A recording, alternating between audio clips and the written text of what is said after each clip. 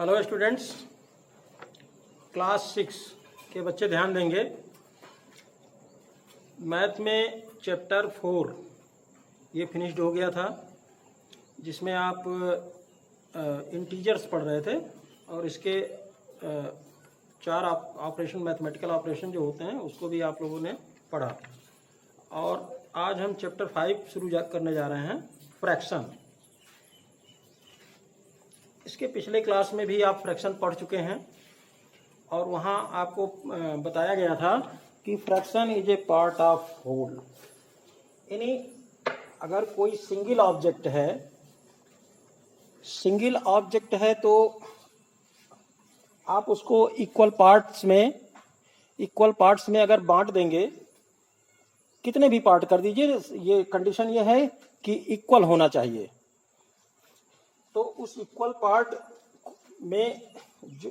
Equal part को बांटने के बाद उसके जितने पार्ट्स को आप चूज करेंगे वो आपका उस पूरे का एक भाग होगा, एक पार्ट होगा।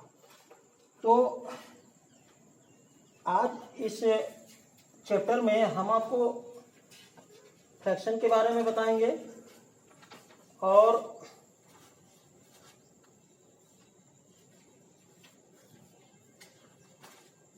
इसके कुछ क्वेश्चन भी आपको हम देंगे। तो आइए देखते हैं एक्सरसाइज 5.1 आप कैसे करेंगे। देखिए, ये फ्रैक्शन है two numbers separated by A horizontal line. जो फ्रैक्शन आपने पढ़ा है इसमें दो पार्ट होते हैं, दो भाग होते हैं। एक पहला न्यूमरेटर और दूसरा डिनोमिनेटर, जो एक हॉरिजॉन्टल लाइन से सेपरेट किया होता है। तो उस हॉरिजॉन्टल लाइन के ऊपर जो नंबर लिखा होता है उसको कहते हैं न्यूमरेटर, और जो नीचे इस हॉरिजॉन्टल लाइन के नीचे लिखा होता है इसको कहते हैं डिनोमिनेटर। तो इसके बारे में आप पहले से ही परिचित हैं और इस एक्सरसाइज में भी आपको ये फाइंड कराएगा कि कौन सा न्यूमरेटर है, कौन सा डिनोमिनेटर है।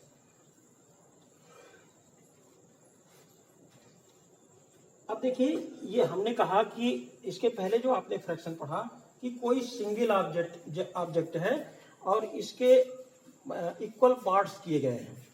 तो इसके जितने भी पार्ट किए गए हैं, सपोज दैट ये 4 पार्ट किए गए हैं, तो ये जो नीचे आपका डिनोमिनेटर है ये इस होल नंबर में कितने पार्ट किए गए हैं इसकी संख्या को दर्शाता है, इसके नंबर्स को रिप्रेजेंट करता है।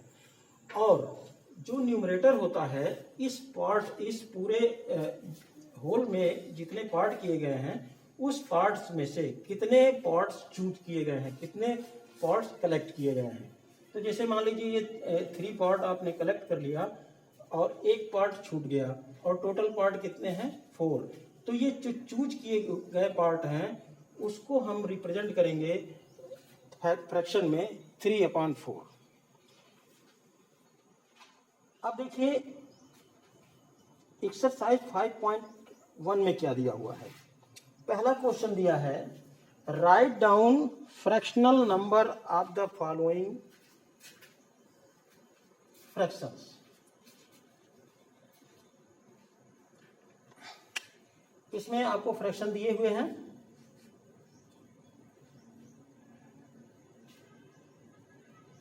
इसमें आपको सिर्फ कुछ नहीं करना है, आपको इसमें न्यूमरेटर और डिनोमिनेटर रिप्रेजेंट कर देने हैं और दोनों की पहचान बहुत आसानी से आप कर सकते हैं। तो इसमें आप रिप्रेजेंट कर देंगे कि न्यूमरेटर इक्वल कितना है और डिनोमिनेटर इक्वल कितना है। और दूसरा क्वेश्चन है, find 2/5 of a collection of, यानी कुछ वस्तुओं का कलेक्शन किया गया है, उन वस्तुओं का 2/5 पार्ट्स आपको फाइंड करना है। ये कैसे फाइंड करेंगे हम आपको बता रहे हैं। और ये सभी क्वेश्चन के लिए एक ही है कि सभी क्वेश्चन जो दिए हुए हैं, जैसे 10 पेन्स है, 15 टॉफी, 35 पेंसिल्स और 20 बाल्स। तो अब आपसे ये पूछ रहा है कि जो 10 पेन्स हैं जो उसमें 2/5 पार्ट्स क्या होगा।